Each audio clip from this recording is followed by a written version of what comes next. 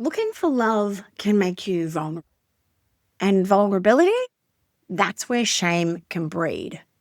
Welcome to season 2 of Big Stuff. I am excited to bring you another season of juicy conversations about stuff that I think is big and meaningful. So clearly you do too, because here you are.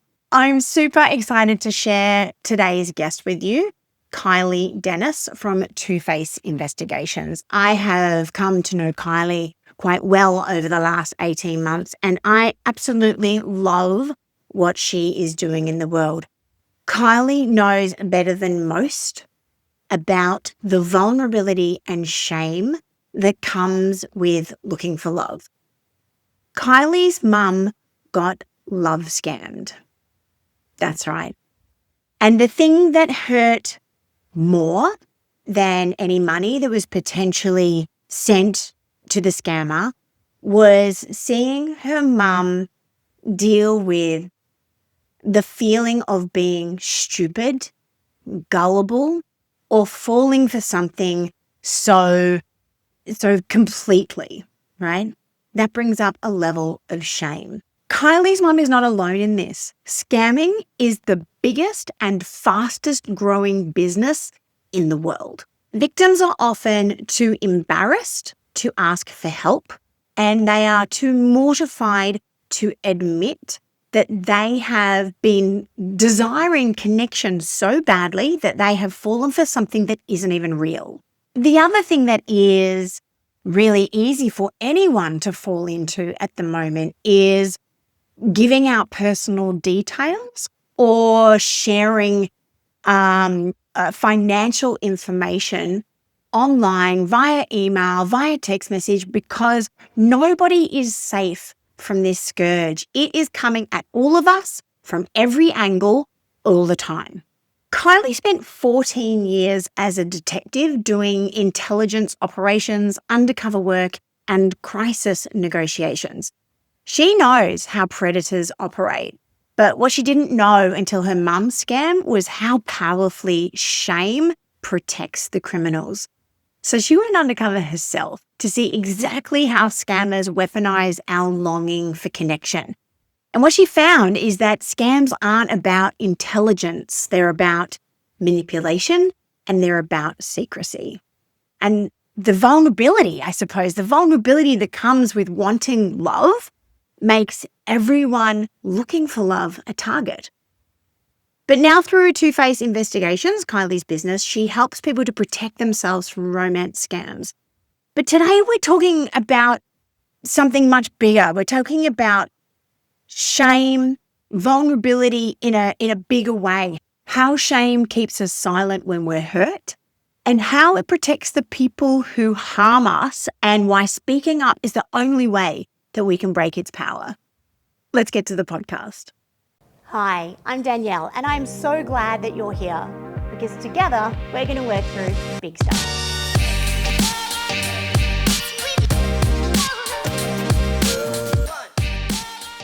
It's so nice to have you on the couch, and it is so nice to have you kicking off season 2. So exciting. Yeah, it really is. Season 1 was, the pilot season, I suppose, working out if this is a thing for me, and I actually really love it. Yep. And not very many of my guests have made it onto the couch. There's a lot that goes on online. Yeah. And we were just saying how great it is to actually meet in person, meet inhumanly, have conversations like this. In real life. I know. I'm a gold velvet couch. Yeah, I love that too. I'm super interested in your story because not just because of what you do, but also because of where you've come from. Your history, I think, is fascinating because I don't meet very many lady detectives, and I love detective shows. And then, of course, there was moonlighting. So Sybil Shepherd was the OG private detective. Oh, goodness shit. I know. And, I mean, Bruce Willis in those days, didn't we all just have a crash? Yes, we did. Reminiscing. Okay. I want to know about about your mum. Seriously, Yep. that's what started everything for you in this sort of direction that you're going in now. Yeah. Tell us how the story with your mum unfolded. So my mum had been single for 25 years. So she rang me one Sunday afternoon and was quite excited, told me that she'd met somebody, which I was excited. It was like a bit of a thank God. And she told me the story, 69-year-old Australian businessman, lived in Castlereagh, Sydney. His wife had died of cancer from Orange. So the story was pretty normal. Yeah. He was in Turkey finalising gas pipeline contract before he retired. Seems like a normal story. I had no issues whatsoever. All I said to her was, I want to see what he looks like. How long you been seeing him? Oh, 6 months. Okay. Have you met him? No, because he's overseas just finalising work. And that was sort of a bit of a like, okay. I'm still excited, but okay. So she sent me the photos, hung up the phone, took my glass of wine at that time, went into the office and started uploading the photos. And it took me a bit of time, but then I found out the photos actually belonged to a real estate agent in California. He was married. He wasn't. So were you checking him out like straight away? Yeah. Okay. I just wanted to see who Donald was. I was, just a bit nosy. The photos, one of the photos looked like a 50-year-old man that had just run a half marathon. And I sort of went, okay, that'd be something that I would be dating. Why is he interested in my mum who was 78? And mum had a few health issues back then. So she wasn't fit. She wasn't running marathons, well, she still is not, but she wasn't running marathons back then. So I was really concerned by what are you wanting from mum? Are you thinking that she's a single wealthy woman? That was my thought processes. Yeah. So I then went and did a deep dive and found out that from all the photos that mum had given me, all the photos went back to the same person, was this real estate agent. I actually found the original photo from 2020 from his Instagram page. So at that stage, I realised that mum had been a victim of a romance scam because all these photos had come from different areas and they'd collected these photos and created this fake profile. So then I had to ring her back and say to her, you're not talking to Donald. Mum, you're a victim of a romance scam, so you could imagine. How long had she been communicating with this person? 4 months. Before she told you? Yes. So that's where we go into what their strategies are and what scammers do. But yes, 6 months. And it's really interesting because I can look back now, after she told me and I identified that she was a victim, I can see the times where she was sleeping through till midday because she'd been spending all night talking to him. She missed a family function because she was tired, things like that. Again, red flags that I can look back now and go, oh, they're the red flag. So she was devastated. Pretty much I just ripped her heart out of her chest and stomped on it and threw it in the bin, basically. It just told her. I mean, there's a lot of feelings that come up with being scammed. Did she believe you immediately or did she try to defend? She believed me. We'll work on a percentage. I think she believed me for 70% of what I was saying. But there was a but. Are you sure? But. And there was a few phone calls back and forth. But, that. And I kept saying to her, Mum, and then I kept just going through it. And then she'd send me a photo of him with two, him in a conference room with two Asian gentlemen. So what I was able to do was I found out that those two Asian gentlemen, one was a journalist from Korea, and I can't remember where it's from, we'll say Korea, and the other gentleman was a member of parliament from Korea, and there was a third gentleman. What the scammers had done had placed Donald into that photo, so had superimposed Donald's body into that photo. So when he had sent the photo to Mum to say, I'm here signing the contracts, and he had also made that my partners in this contract were Chinese. So there was that that storytelling. So then I showed Mum, well, here is the original photo that has the journalist, has the MP, and has this other gentleman. They've actually put your in, and that sort of, and again, you're telling a 78-year-old woman about technology, and that's another challenge on itself. So she did believe me, and then she did it, and then she did, like, it was but it wasn't a long roller coaster ride.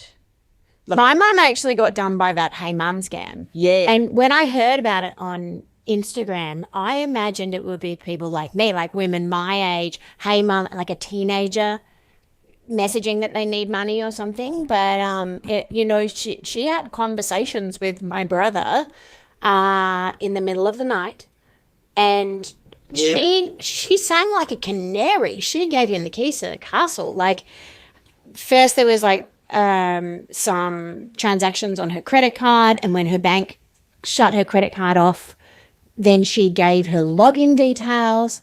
And my mum is a smart woman, and she said she thought that my brother was being blackmailed for something. And my mum got done for the same thing, and I think we've spoken about that. And she tried to send them $4,700. They were pretending to be me.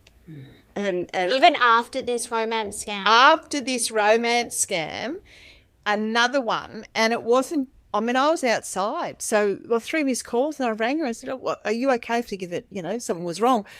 Yeah, are you wanting money? Mum, what are you talking about? I've said, oh, no. Oh, no, no. Oh, no. Please, Mum, it wasn't. Hi, Mum. Yeah. She was that close. Like, she tried to do the $1,000 and then another 1,000. It just wouldn't. And I just... So you have told her that this love that she has is not real. Now, 6 months, online, not online, I mean, the emotions are real. 100%. She was looking for connection. She was looking for love. So how did she feel? How did she take it? Oh, devastated. Devastated. Heartbroken. Just everything. Like, how stupid am I? Like, just everything, every emotion that you could think a person could have, she went through them all. Yeah. Like, it's like that 12 steps. Grief. Yes. Anger. And yes, and then frustration, and then this, and then not believing, then believing, and then it is 12 steps, and you have to ride those steps. You have to, and a lot of time I kept saying, Mum, I'm telling you the truth, and she did go back and kept messaging him, trying to catch him out. Yeah. I said, Mum, this is professionals. You don't cease all communications, and she spoke about me, she spoke about the death of my brother. So she had told her all of that personal information. You think about it, you share that connection that she thought she had. She shared everything with him. And this is the thing, right? When we are seeking love, we open ourselves up. We make ourselves vulnerable. Yep.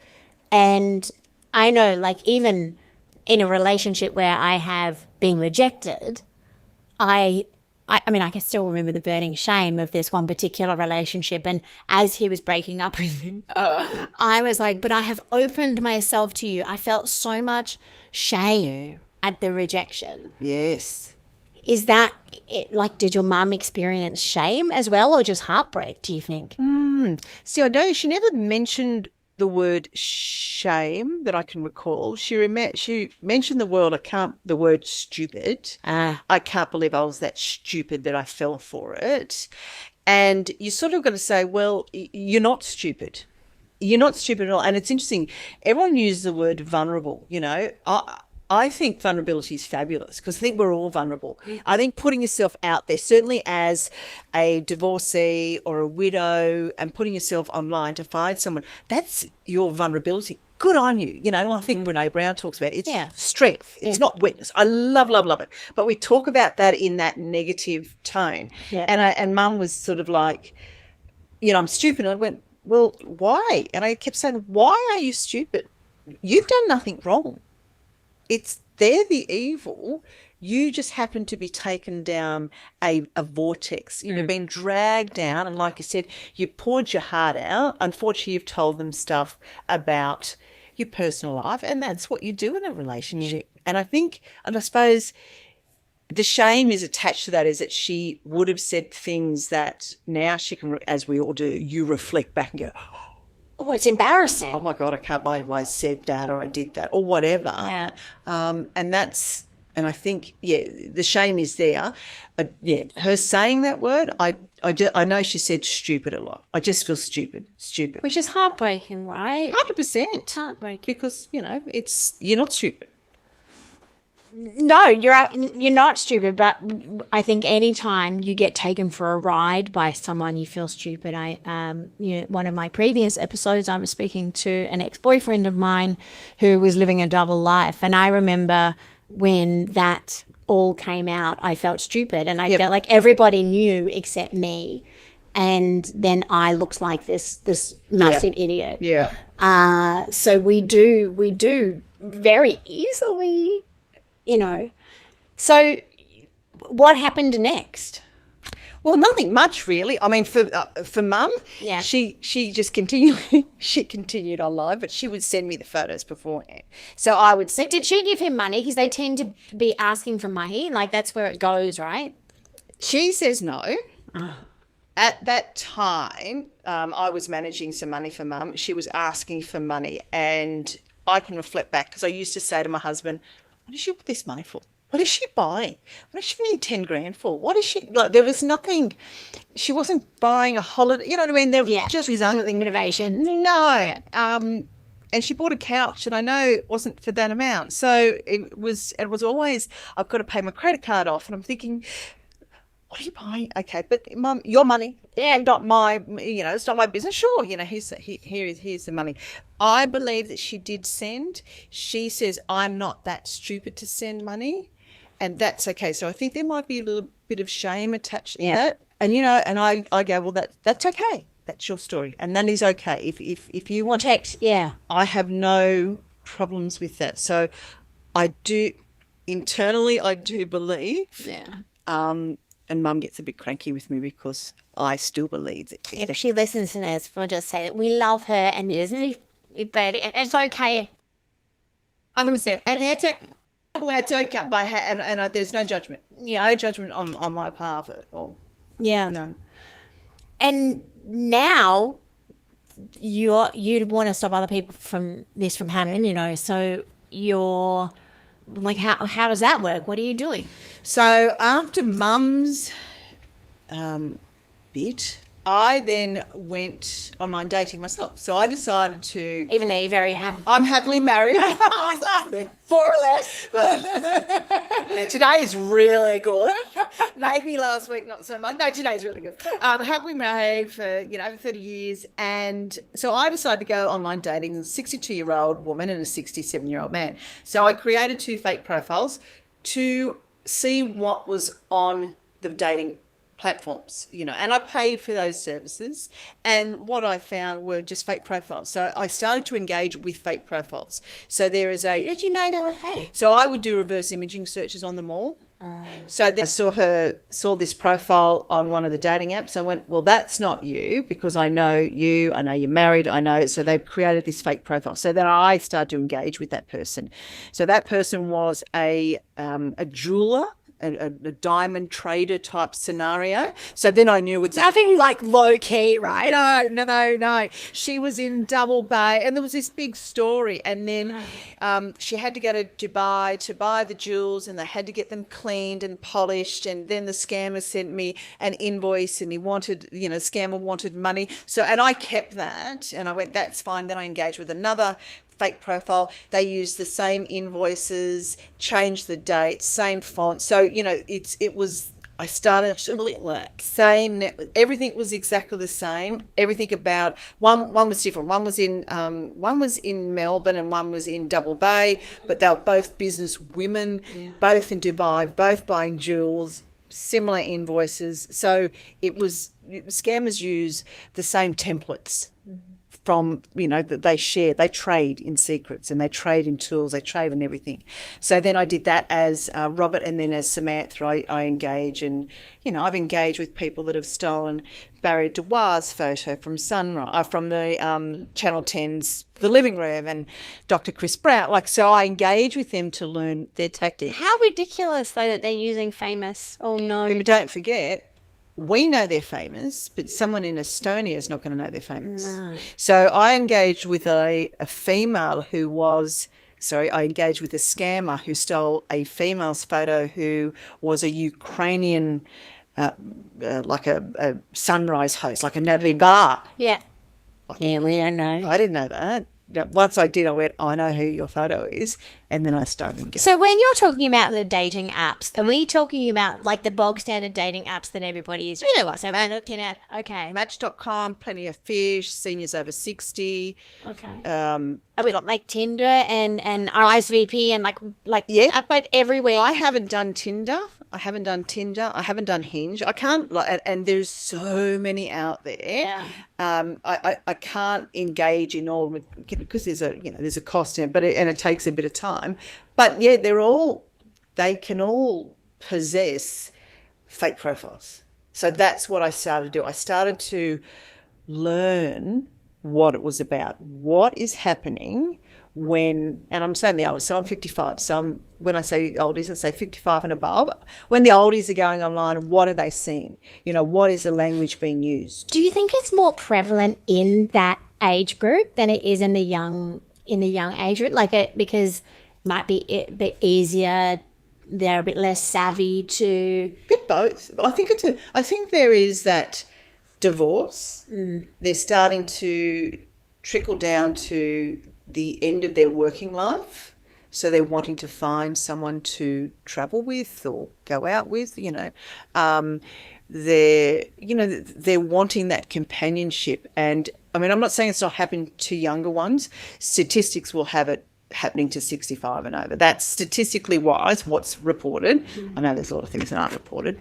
So, I focus on the oldies, 55 and above, because I think that's the reason why that the scammers know there may be a pot of gold there that they can tap into, because you've got super. Sure. And that's what they say, well, let's have a crack at that. Makes sense, the youngsters. The young that have all doing their yochi bowls and the avocado and toast, they're not prepared to do, where the oldies have got that nest egg. Yeah. So that to them is a gold mine, which is just, terrible in itself, but yeah. It is. It's awful. So your mum continued to look for love online? Yes. But just a bit more cautiously? Yes. Has she found anyone? Yes, and now no. So it's a work in progress. Okay. But a real person at least. Yes. Oh, yeah. That's the thing. If you don't meet them in person, they're not real. Yeah. They're fake. Yeah. I knew somebody many years ago who happily married lady and lonely within her marriage, and it happens. Yes. And she met somebody online, and he asked her, he was working offshore somewhere, asked her to, his camera wasn't working on his computer. Yep. On an oil rig? Something like that. Yeah. And he asked her to, dress in sexy things and touch herself, and he recorded it and then threatened to give it to her husband. Yes. If she didn't give money, and she called me absolutely hysterical, and she called me because my engagement ring had just been stolen, and I was not having it. I set up a sting to get my engagement ring back, and the police were just like, you can't just do this on your own. But the police who came to my house were hopeless and said, maybe your child swallowed it. And I was like, no, it was the subcontractor who was in my house. I'm pretty sure he has stolen it. So I set up a sting to get it back from this guy. Anyway, long story short, I created a little relationship with a detective. And so she was like, you need to get me in touch with your detective friend. What am I going to do? And he just said, you need to tell your husband. It's like the only thing you can do is come clean. Otherwise they will, it's that's all you can do. Take the power away. And that was my first experience of this kind of thing. And that was 12 years ago, maybe even more. Like it must have been one of the very early romance scams. And you think about it, a very like entrepreneurial early uptime. That wouldn't have been, wouldn't have been something. Might have been RSVP. I don't know. I don't know. I can't remember. Because that's because as we get on, we've got technology has evolved. So that's 12 years ago. So yeah, that was huge. That would have been extraordinarily huge. Yeah. Well, and her shame was unbelievable. And you said that before. You just touched on a lot of things don't get reported because of shame. Yes. Tell us a bit about that. Victims, it's this deep-seated feeling of, I've done something wrong. It's shameful. I've engaged with someone. I've lost money. I've worked so hard for this. I'm stupid. I'm embarrassed. So all those negative thoughts the victims feel, and it eats them alive. And the hardest part about it all is it doesn't matter what I say to them, it's still there, and there's a lot of empathy we've got to use and all that to help victims move past that. And you understand that because, I'd tell a story where I'd had a few sherbets and I'd been out for a long lunch and everything, and I fell over and I, busted up, took bark off my face. And I understand that sense of shame because I'd had a great day, but no one judged me for that. And it's a really interesting thing. Still feel that sense of shame. Where a victim of these scams, people then judge them as well. So they've got that shame that internally eats them up. Then they've got society's belief and shame again. So it's a double barrel. And shame, and as you know, shame can have devastating effects. Yeah. Devastating. And I had a client who he was so distraught and ashamed by what he did, and he did nothing wrong. He was a victim, that he attempted to end his life. Yeah. And that broke my heart because, and I just said, and he's fine now. And he just said, I just can't believe that intense. Yeah. That intense. He said, just ate me up, and I just couldn't take it any longer. Right. That's so sad.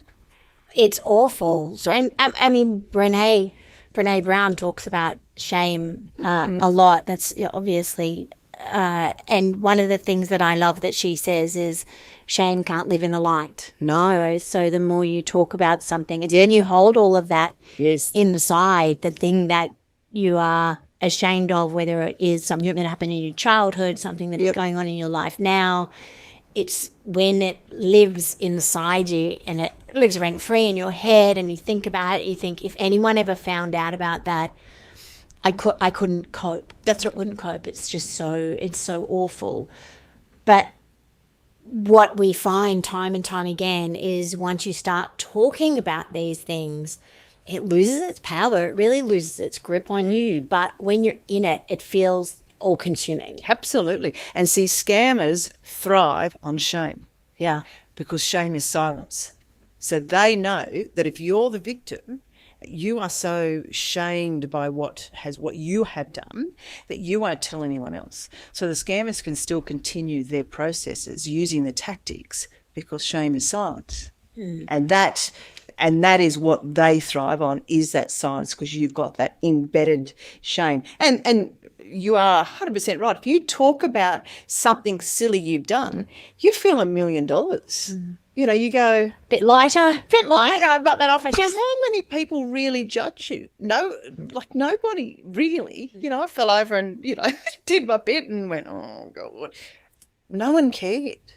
So it's funny that, we think that people are going to, go, oh, my God, you were such a fool, when in fact they don't. So that shame, has to come out. Whatever happened has to come out because the scammers keep thriving.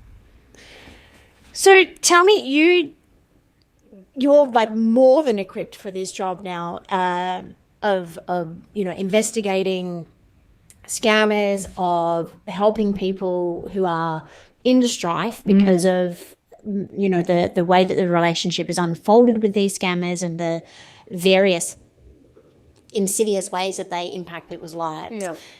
Because you were a detective. Yes. How long were you a detective for? I was in New South Wales Police for just under 14 years. Mm-hmm. I started in Marrickville as a junior cop. That's a busy. That was an area, Yeah. It was sitting. That was interesting. A station that was 98% men, I suppose, and 2% might have been 5 of us in uniform and a couple of government service officers. Then I moved to Flemington, then to Auburn, which was another challenge, then to Bankstown. And that's where I started my detective career in Flemington, Auburn and Bankstown, and then I ended up child protection down here in the Illawarra. Well, you've seen a lot of things. Yes. You've seen a lot of things. Very interesting. How, you know, I'm one of those people who loves the police, right? Because I don't generally do bad things. Like people who hate the police are like people who have a reason to hate the police. Yeah. I've more or less had great experiences with the police when I've needed them. Yep.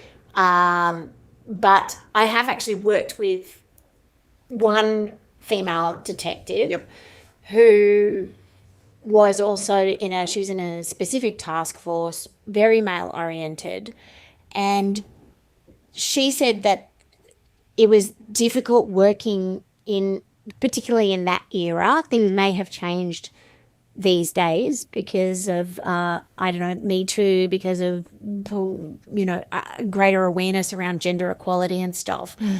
But back when she was working, there was a real division between, was there in your time? Mm-hmm. Very much so. How was it managed with the things that you saw and you experienced within the police force when you were maybe something traumatic, maybe something that left a lasting impression, or even just, day to day around the station? How was it? Look, back then, you were tough. You had to be tough, and there was no option to show sadness.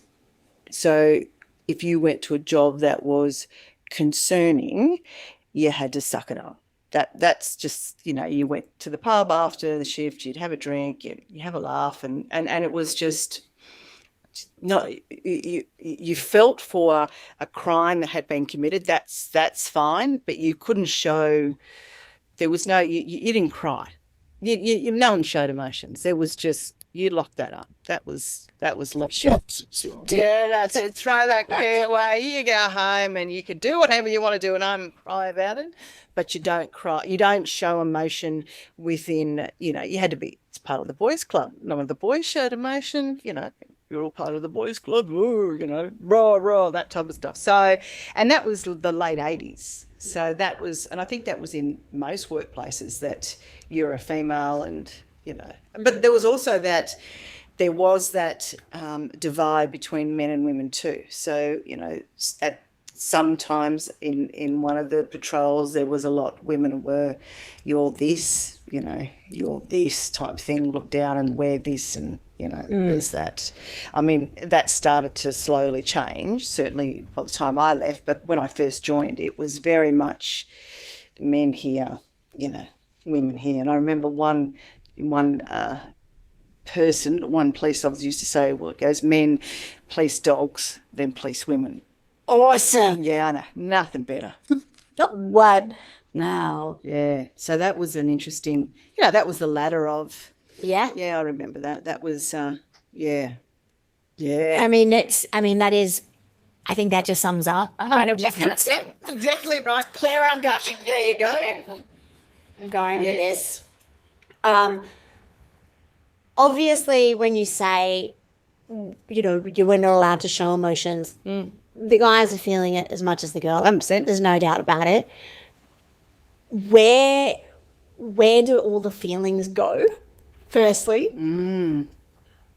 What do you think? I think they get locked in a nice cage You compartmentalize everything, and then we'll put those feelings there, and we'll put those feelings there, and that's where I think that certain things happen. Some people cope better than others. I always thought that I coped quite well. I also had a dad who was in the cops, so if anything that was really bad, I would talk to him about it, about maybe a job that I'd gone to. And it wasn't a, Dad, I'm feeling sad. It was like, guess what, I went to this, someone did this to this, and this was this, and this. Oh my God, you should say, but it was that idea that I could talk it through. And Dad always said, it was sort of like it was just an unwritten rule that you just kept everything to yourself. A lot of people would drink themselves through it. The mateship was policing. That's who your mates were. Once you left the cops, you don't have those mates anymore because you're outside of that bubble.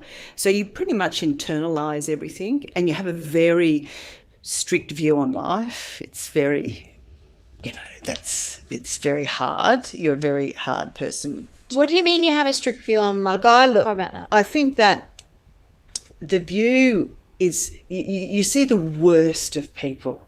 So it's I don't even know how to explain it. It's you're just very hard, sort of like what would make you sad may not make me sad, because I've seen the worst of what humans can do to each other. So now it's different. Now I'll get sad about everything. I'm want to cuddle everybody and just fix everything up. But back then you were just constantly seeing the worst and worst and worst. So there you sort of distance yourself and, put yourself into that little,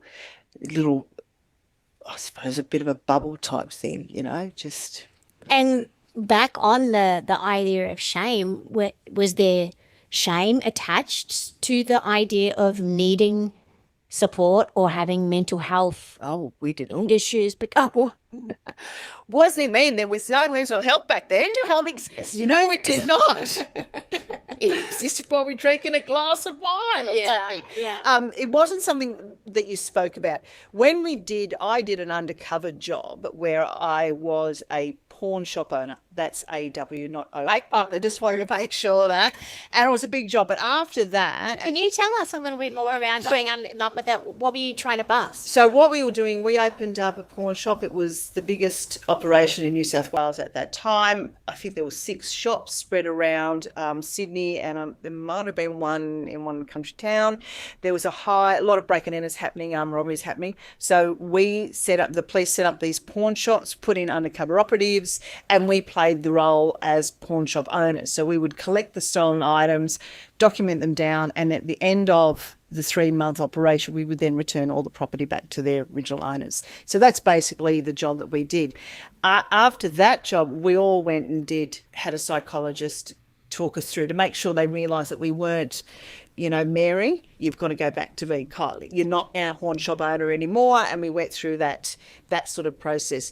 I know a lot of operatives went through a lot of psychological interactions after their jobs, because you're playing a role of someone who is not real. You're playing a fake role.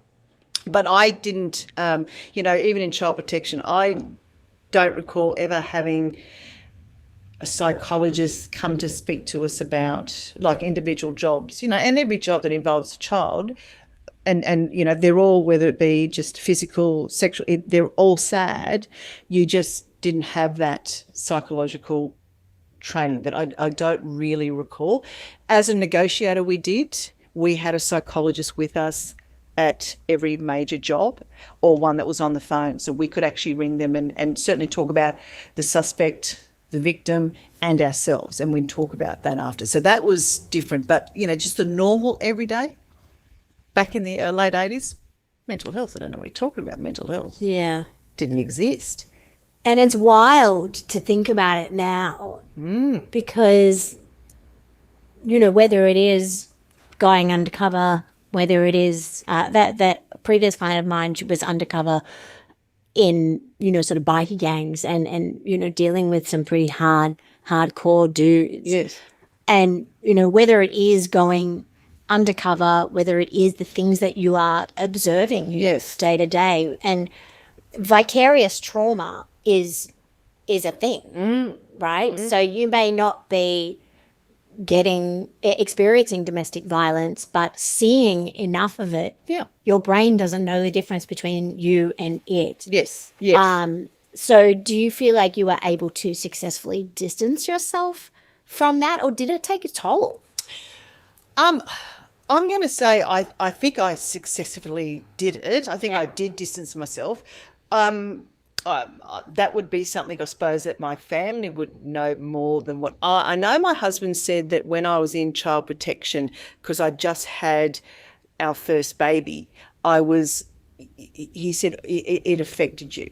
I didn't think it did, but he will tell a different story. So, and that's interesting. I think we don't look at it. The people that are working, emergency service, we don't sort of look upon as maybe being affected by something. Those that are around us would identify that better than what we would. I suspect. I don't. I mean, I do believe there were, quite a few jobs that I can recall that I went to that, I still got a newspaper article, one of the jobs I went to back in the early 1990s. And it's because no different to any other job, but that job really, really upset me because he was just an immigrant, smart man, engineer, working in a service station, and he was killed. And that was like, oh my God. You came here for a better life, you know what I mean? And still to this day, I can still see his face. I know exactly what happened. I know where it happened. I know what time. And so I suppose there are things like that you do recall. I don't know whether certainly hasn't had an adverse effect for a long time. Do you think, it's interesting the ones that get under your skin, right? Do you think that you almost like reach a critical mass and then suddenly there's one and you're like, that's just one step too far, or just in strength too? I think it's funny because I've spoken to detectives that have done jobs and they will talk about that one job that tipped them. They might have done the same deceased or the same homicide or whatever. They will say that one job, that car accident tipped me over the edge. For whatever reason, and everyone will have their for whatever reason that just goes, I can't do this anymore, or I'm done. I just can't see the evil, and it's just evil. Yeah, it's humorous to see the evil upon evil, and humans can be really awful, like awful. Yeah, they really are. Yeah. So what was the tipping point that made you want to leave the force? Well, I didn't want to leave the force. Ooh. Yeah, I know. I didn't want to leave the force. So my husband had bought a business down the coast, and he had bought it from doing nothing, and it just exploded. And I was on maternity leave with my second baby, and I was still attached to child protection. And I asked for two things. I wanted 6 more months off unpaid, just 6 more months, because we're trying to manage the business, trying to get both kids in childcare, trying to work it all out. It was the perfect storm. Yeah. And it just didn't happen. Yeah, it sounds like a nightmare to be honest. Just awful. It was great, but awful. And then the second one I asked is that, okay, could I just do part-time for 6 months just to juggle the kids? And I got knocked back for both. And so it was sort of like, all right, well, this business was making a lot of money and was successful. Okay, putting the kids in childcare, that was like, and it was some ridiculous amount of money. And we just, you're sort of trying to cost benefit analysis, like trying to weigh everything up. And I was still going to be on call, and who was going to look after the kids, and we didn't have it. Like it was the perfect storm. So I made the decision to resign, and I think I cried for 10 years after. I remember handing everything over, and I couldn't understand why they wouldn't just give. It was 6 months. That's all I wanted was 6 months more. And they said no. And so I resigned. And did you think about going back, in a couple of years, or the night at home? I think the moment had passed, plus I was unfit. And what happens is that I had trained to be a detective and was a negotiator, and I'd have to go back without my detective badge and start again. Like I'd go back one day I left, and I sort of just went, That was me. And now I'm going to go back and it's not, you know what I mean? I've lost that thing that I really loved, and that was being a detective. And they wouldn't give that back to me. Like, they don't give it back to you. Yeah, you lose that, and then you have to go back and train all over again. So you're going to doing the same thing that you'd already done anyway. And it's interesting, you know, you sort of, I think it's, you have those abilities. You're a cop, and I think it's always in you. It's, you know, you're either going to be a cop like me who the DNA is in you, same as my dad, or you're a cop who was just a job, and then when you leave, you don't care. I still, you know, I still look at the cops now and go, oh my God, I still love them. You know, I still think it's just, you know, a great job with a few technical issues. So I was a shattered person, and I was unfit, and then I was unhealthy, and I just, you know, everything again went the other way. So I didn't ever go back. A lot of times I thought about it, and then I just couldn't. Do you have regret or do you have shame? Like, while we're talking about it, like, I have regret that I didn't fight harder for it. I have regret that I didn't say to my husband, no, you met me as this person. This is who I am. You will. I want to leave when I'm ready to leave, not because I have to leave because of other circumstances. I have regret for that. But then now I look back and I don't know. I mean, I wouldn't be in a job now. I would have resigned anyway. I would have done 20 years and then just said, you know, see you later. I'm done. Maybe, I think. Don't know. I don't know. Who knows? I mean, we talk about a lot on big stuff. We talk about everything happens for you. Yeah. You know, so it's played out the way that it's played out. Yes. I think that even with that in mind, we can still sometimes think back and be what ifing. Yeah. And or, you know, just feeling a sense of regret or yearning for the thing that was. Ooh, yearning. I'd use that word. I'm yearning for something that I loved and I lost, but I don't want it now. I'm happy with, you know what I mean? Like it is that yearning. It's like I don't know. I've never chopped my leg off, but it's like losing something. You know what I mean? You lost something that was yours. Yeah. That was it was my identity, and I lost my identity, and that became hard. That's interesting that you say that. Who were you after that, and how did that go? So you said that you cried for 10 years. Oh, God. We have talked also in season 1 a lot about identity and our identity becoming wrapped up in the thing that we do. Yes. How did you sort of find yourself again? Did you find, so there you were a stay-at-home mum, you were a support person to your husband and his business. Where did you go? Nowhere. I was just a stay-at-home mum. It was, and you know, I got 2 great girls, but I felt a real sense of loss because I wasn't that independent person who I was. Not as in independent. I had my identity as being a police officer, and that badge was my identity, and I love that. Then I came from that to being a stay-at-home mum, and I never was a stay-at-home mum. That wasn't who I am. I wasn't that, you know, make Play-Doh. That's just me. You know, we do craft it, all the girls and all that sort of stuff. But and I felt a deep sense of loss because I didn't have an identity. I don't want to use that because I don't want to diminish the responsibility. But for me, I was just a stay-at-home mum, you know. Yeah. It was interesting. I would be invited to something as the +1, and it used to be Michael +1 or plus guest. And I really found that really like, wow, I'm now a plus guest, and that's what it was for you. Well, your police career is so exciting. I mean, in my nervous system, just hearing about negotiator and undercover, like my nervous system was like, yeah. But you've gone from something that is really exciting to, for me personally, I found stay-at-home mum very mundane, very Groundhog Day. Oh, 100%. Hard. It is really hard, you know, to be home with the kids all the time is really hard.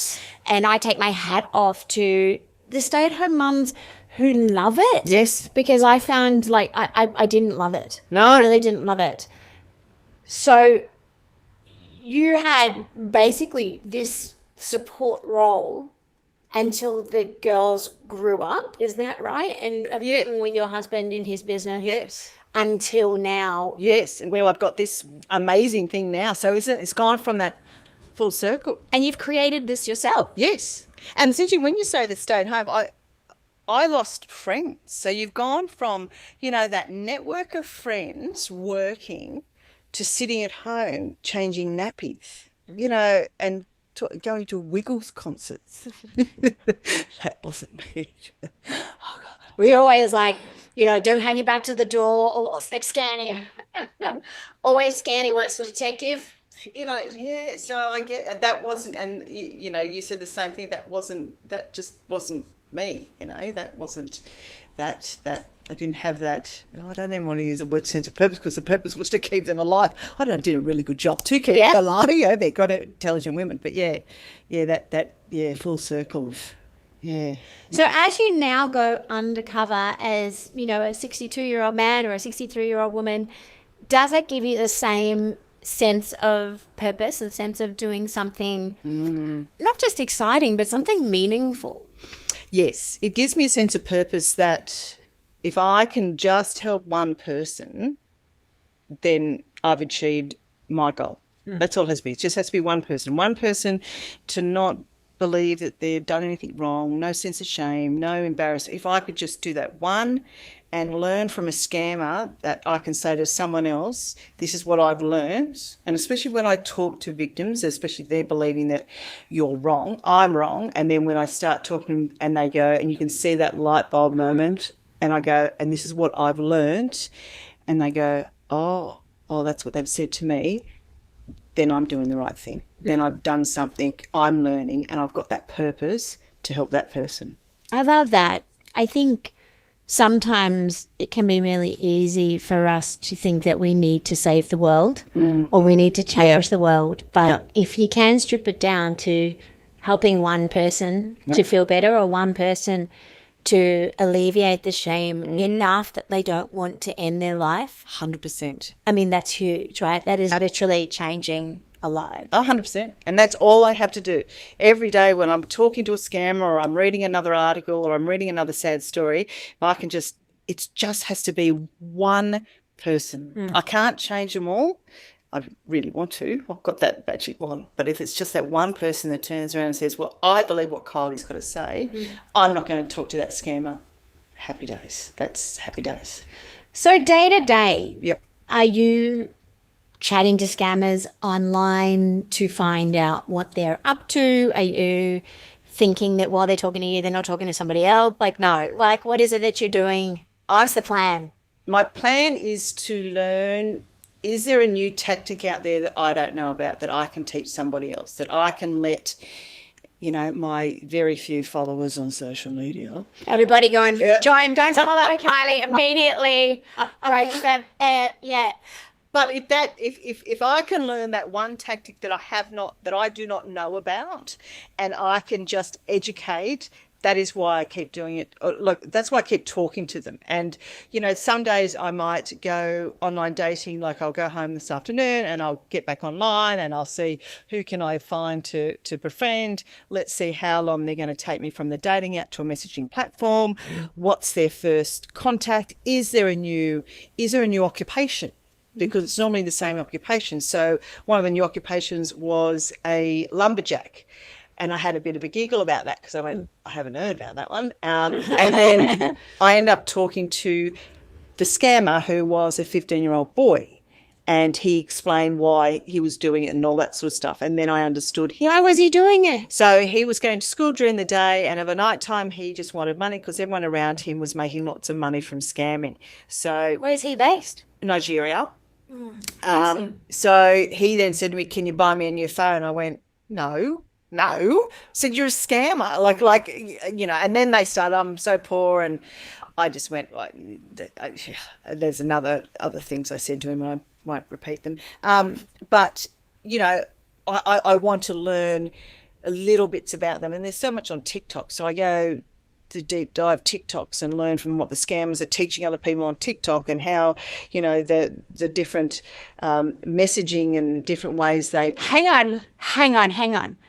So there are scammers on TikTok teaching other people, like I go for like some skin tips or some mental health tips. Yeah. There are scammers giving other scammers. Why does TikTok not shut that down? Why don't any of the platforms shut it all down?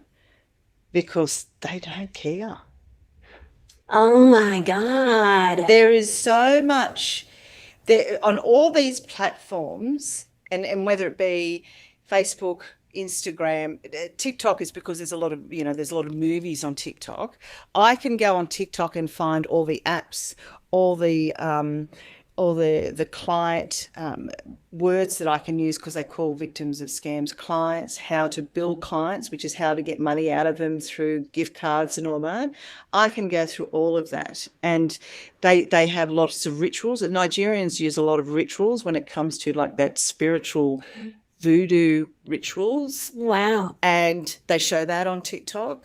And that's how you're going to get money from your client. So like, it's insidious what they do. Some of the I won't go down the path because it's just really it's really bad, these rituals they do, because they believe in that. Yeah.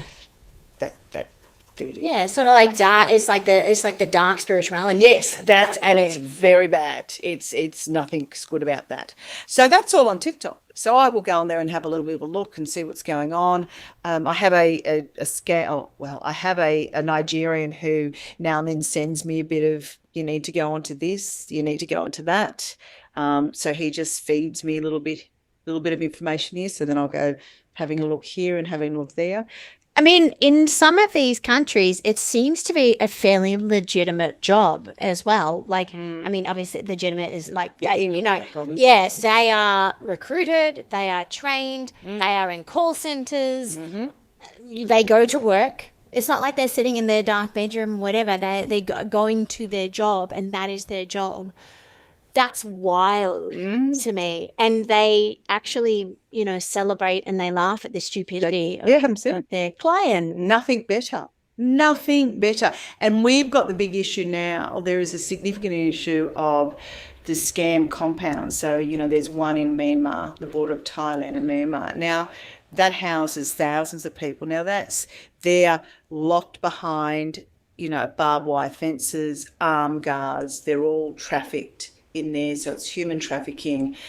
They are tortured to scam. So one level could be scamming for investment, one could be phishing, one could be business email compromise, one's romance. So they are, and they're kept there under armed guards. And these aren't people these are victims of human trafficking. So they believe they're going for a job, and then they are then taken from the airport, scooted over to... It's wild, isn't it? Because human trafficking was traditionally, sex, maybe some sweatshop kind of stuff, but now it's wow. And then the question we have to ask is, if it's $1 trillion business, and that's only what's reported, so it could be 5 trillion, where's the money going? What's it being used for? Is it used for terrorism?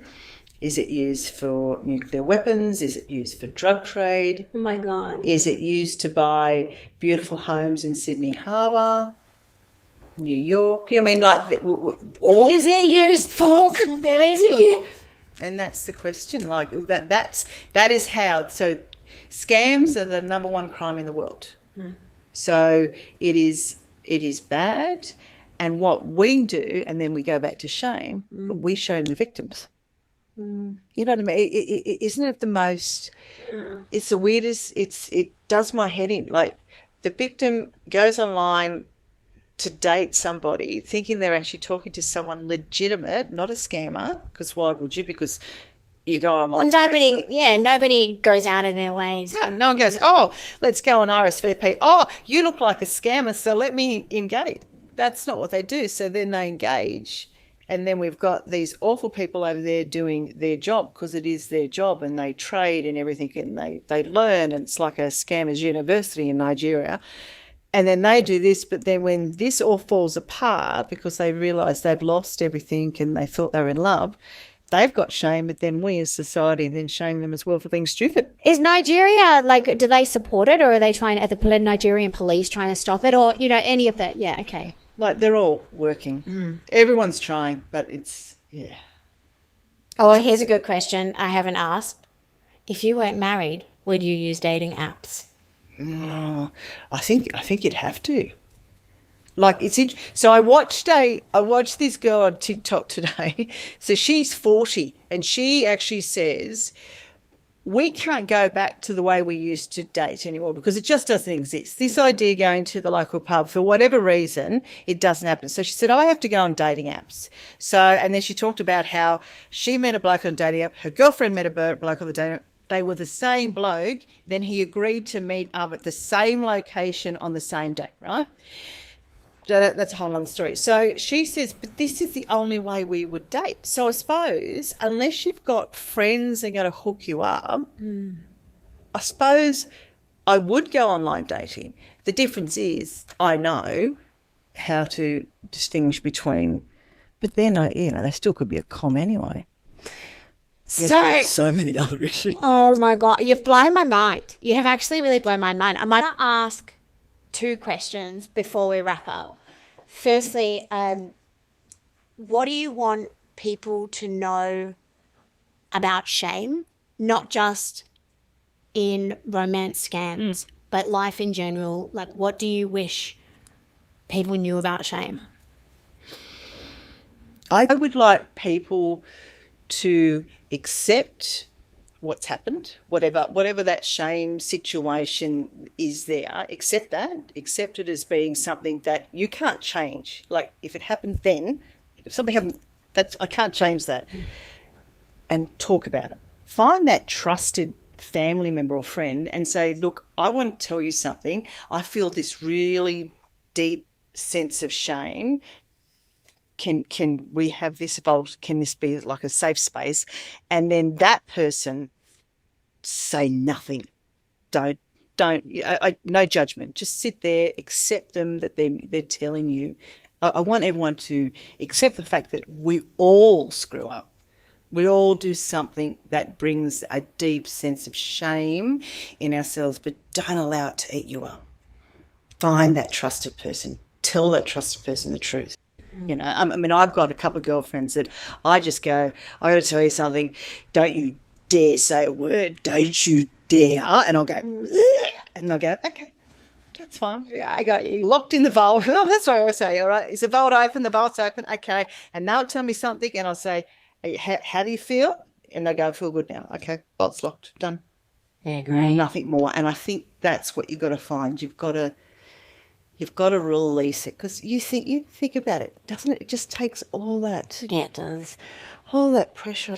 It becomes like this sick feeling inside you, and you're like, as Brene says, guilt is I've done a bad thing, and shame is I am a bad person. Yeah. So being able to share this thing that makes you think you are such a bad person, and that person say, it's okay, I still love you, I don't judge you, I don't feel differently about you. That's I think where you are able to break the power. Absolutely, and because that sickness in your stomach, when you feel that sense of oh my God, it's the most awful feeling. And the problem I have is that it eats you up. It eats you up, and just don't, I just don't want anyone to feel like that, because then that has other problems. Sure. Other health issues are attached with that if that still sits in there. Yeah. And I don't think we've ever done anything that's real that bad. I think that there is nothing that can't be. Everything is figure-outable. 100%. Everything is figure-outable. I love that word, figure-outable. Yeah. I love that. Yeah, it is. Everything is figure-outable. Yeah. Absolutely. So finally, what can we do to stay safe if we are dating online? Obviously, meeting in human. Yeah, that's number one. That I would really like that to happen. And I always, because I talk in the digital space, I can't talk about when you meet someone that you've got to be something up amazing. Yeah, so that's that. And when you meet them, I still want you to tell someone you're meeting them, at a location. So that's and certainly have a code word if you need to get out of Pineapples. Yeah, something like that. Don't use pineapples. Please don't use pineapples. I think the big thing is meet them in person. Tell somebody you're going online dating. So I come up with 3 things. I do pause, check, ask. Pause at everything. So if you're online dating or got something on a web page or whatever, just pause, right? Have a look at the photo. Okay, all right, he or she looks great. Okay, all right, now let's check the validity of that. Let's check the authenticity. Is that photo correct? Is that... How do you do that? So there are a couple of platforms. I can do it for you, or you can go on to, you Google reverse images, there's social catfish, there's Tin Eyes, there's Yandex, there's Butter. So there's a lot of platforms that you can go on. Some of them are paid, some of them are free. The paid ones give you a better result. So, you know, that's sort of, and again, the oldies may find that a bit difficult, so you might have to get someone younger. So you check the authenticity of a web page, for everything. But then the last one is you've got to ask a family member or a trusted friend to look it over. So have a look at it. Have a look at the dating app. Have a look at the dating, you know, the dating profile. Does it look good? What do you think? Does that look like a 55-year-old? You know, go through all that and then say, well, I'm now going to now hit, hi, you know, I'm Kylie, blah, blah, blah. And then start, you know, talking, but keep your friend or your family in the loop. You know, to tell them the personal information. You're right though, because it's that when once it sort of starts getting a bit secretive or whatever, that's where all the stuff can go down, right? It's in the cupboard. Yes. Where the stuff happens. Yes. Now, you don't have to tell the friend the intimate details that you're talking about, but you can say, well, I'm still talking to James, or I'm still talking to Michelle. Okay, you know, so you're still letting the family friend know, because scams don't want you to tell anybody. That's their secret tool. The secrecy is the tool. Shame is involved that because that's silence, and secrecy is their tool. So they control the narrative.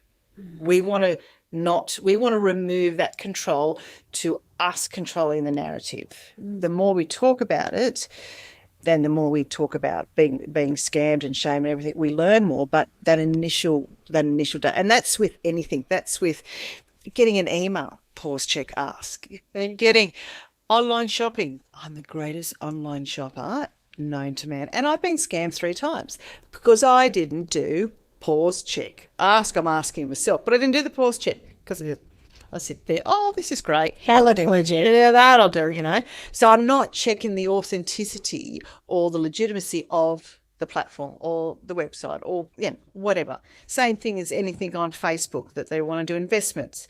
Don't invest with anything on Facebook. Go take it off, go and have a look and ask somebody. Wow. Such a great conversation. You really have. You blown my mind. And there is, I think, so much going on in the world now with, I guess, scamming technology, with the phishing emails. Like, it's so easy to get caught out. And it's like we're getting text messages, we're getting phone calls, we're getting, like, nobody is safe.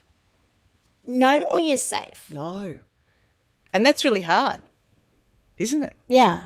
It makes me want to, like, just move off grid and live in a little cabin in the woods and start a little commune with, like, just cool people. That's it. Remember the island? We talked about the island. Just go and get an island. I don't want to talk to anybody anymore. And that's right. You can't. And there's a whole, there's issue. I could tell you the stories of me being rude on the phone because I thought they were a scam. In fact, they weren't. No, don't do that. But yeah, it's really hard. Wow. Yeah, it's hard. But I think it just comes down to pausing. Nothing urgent unless you're having a stroke or a heart attack. Nothing. Okay, that's for your pants. Okay. Diarrhea. Okay, apart from those, I'll throw the diarrhea in as well. Apart from those 3 things, nothing is urgent. Doesn't hurt you. I'm not saying don't. I'm just saying pause. Just pause. Pause on everything. Pause on that text message, even the phone call. Sorry, can I get your name and number? I'll ring you back. Doesn't matter. You know, if it's a tax man, doesn't matter. I'll ring you back. Keep fighting the good fight. Thank you. Keep fighting the good fight. I think you're awesome. You definitely are a superhero as far as I'm concerned. But you're also bloody good on the couch. Wow. I love that. I love that conversation. Kylie is such an interesting human. And I won't lie, we actually went out for lunch after recording that podcast, and I got to go even deeper into some of her experiences as a detective and also within her marriage after letting that go. And yeah, she is a really, really kick-ass human.